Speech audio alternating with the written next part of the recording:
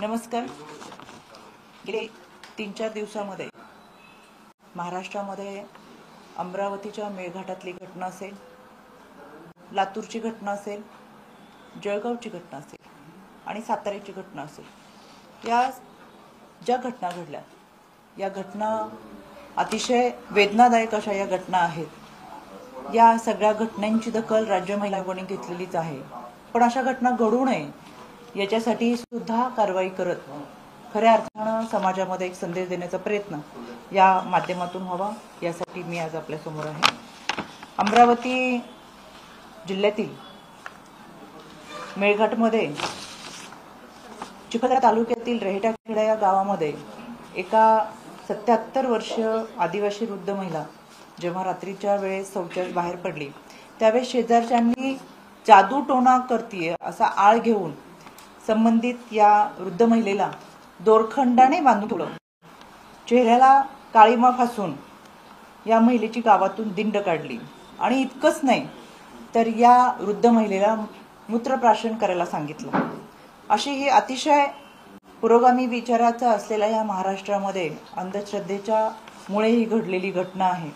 यामध्ये खरंच ही घटना खेदजनक आहे, वेदनादायक आहे. राज्य महिला आयोगाने याच्यामध्ये दखल घेतलेलीच आहे. यानुसार चिखलदरा पोलीस स्टेशनमध्ये कलम 352, 351(3), 351(2), 35, 118(1) भारतीय न्याय संहितासह कलम 3 महाराष्ट्र नरबळी व अमानुष अनिष्ट व अघोरी प्रथा व जादूटोणा अधिनियम 5 अन्वये आरोपी विरोधात गुन्हा दाखल केलेला आहे. यामध्ये 5 आरोपींना अटक केलेली आहे. यामध्ये DYSP डॉक्टर सिद्धेश्वर धुमाळ हे तपास अधिकारी म्हणून काम पाहतात.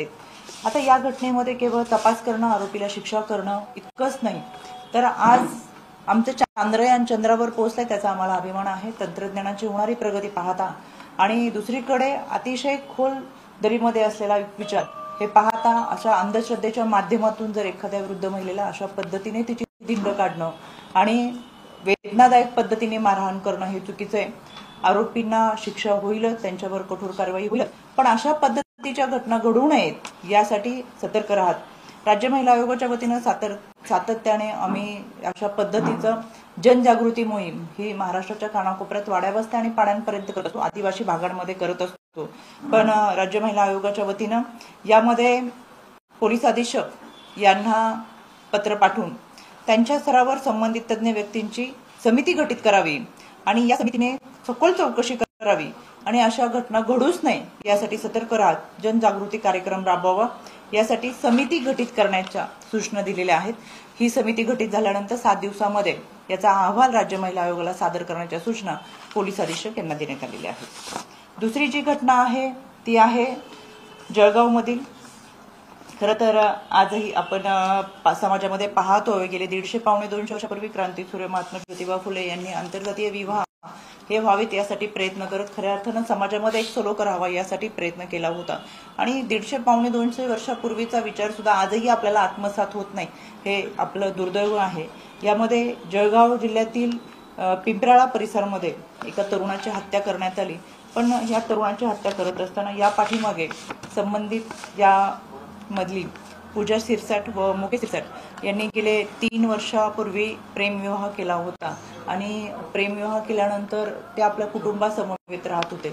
पण मनामध्ये या गोष्टीचा राग ठेवून की आपल्या बहिणीने प्रेमविवाह केलेला आहे हा राग त्या संबंधित कुटुंबियांनी ठेवून भाऊ, वडील आणि त्यांच्या घरातल्यांनी या तरुणाच्या घरामध्ये शिरून मारहाण केली आणि या तरुणाचा काल मृत्यू झाला, अंत्यविधी देखील केलेला आहे. पण अशा घटना घडू नये यासाठी आपण सातत्याने समाजामध्ये जनजागृती करत असतो. याच्यामध्ये रामानंद पोलीस स्टेशनचे तपास अधिकारी API विठ्ठल पाटील हे तपास करतात. यामध्ये BNS अंतर्गत कलम 103, 118, 109, 324(4), 189(2), 191(2), 191(3), 190 प्रमाणे गुन्हा दाखल करण्यात आलेला आहे. यामध्ये 9 पैकी 4 आरोपींना अटक करण्यात आलेली आहे. आज या 4ही आरोपींना न्यायालयामध्ये हजर करण्यात आले आहे. अशा पद्धतीच्या घटना घडू नये यासाठी आपण सातत्याने सतर्क राहत असतो आणि समाजामध्ये तरी सुद्धा ही मानसिकता आजही बदलत नाही हे दुर्दैव. याच्यासाठी प्रयत्न करणं खऱ्या अर्थानं फार मोठी काळाची गरज आहे. त्याच पद्धतीने लातूरमध्ये देखील अशा पद्धतीची घटना घडली. यामध्ये 2 सख्या भावांमध्ये जो वाद झाला त्याच्यावरून यामध्ये महिलांना देखील मारहाण करण्यात आलेली आहे आणि राज्य महिला आयोगाने याच्यामध्ये दखल घेत कारवाई करण्याच्या सूचना पोलीस अधीक्षक यांना देण्यात आलेल्या आहेत। या अंतर्गत कासारची पोलीस स्टेशनमध्ये यामध्ये गुन्हा दाखल करण्यात आलेला आहे। 103/109/3/5 च्या अंतर्गत यामध्ये संबंधित आरोपींवरती गुन्हा नोंद करून त्यांच्यावरती कारवाई करण्याच्या सूचना देण्यात आलेल्या आहेत। अशा पद्धतीच्या ह्या घटना या गेल्या 3 ते 4 दिवसांमध्ये महाराष्ट्रात घडल्या। राज्य महिला आयोगाने याची दखल घेतलेलीच आहे, पण सातत्याने यासाठी प्रयत्न करत असताना आपल्या माध्यमातून मला महाराष्ट्रातल्या जनतेला आवर्जून सांगायचं आहे की अंधश्रद्धेची जी घटना घडली ही माणुसकीला कलमा फासणारी आहे। पुरोगामी विचाराच्या महाराष्ट्राला ही घटना वेदनादायक आहे। त्याच्यामुळे अशा पद्धतीच्या जर पुढे घटना घडत असेल किंवा अशा पद्धतीचं वातावरण जर तुम्हाला कुठे जाणवत असेल तर तातडीने तुम्ही संबंधित पोलीस स्टेशन असेल त्याचबरोबर राज्य महिला आयोगाला संपर्क करावा। या सगळ्यांमध्ये राज्य महिला आयोग सतर्क आहे।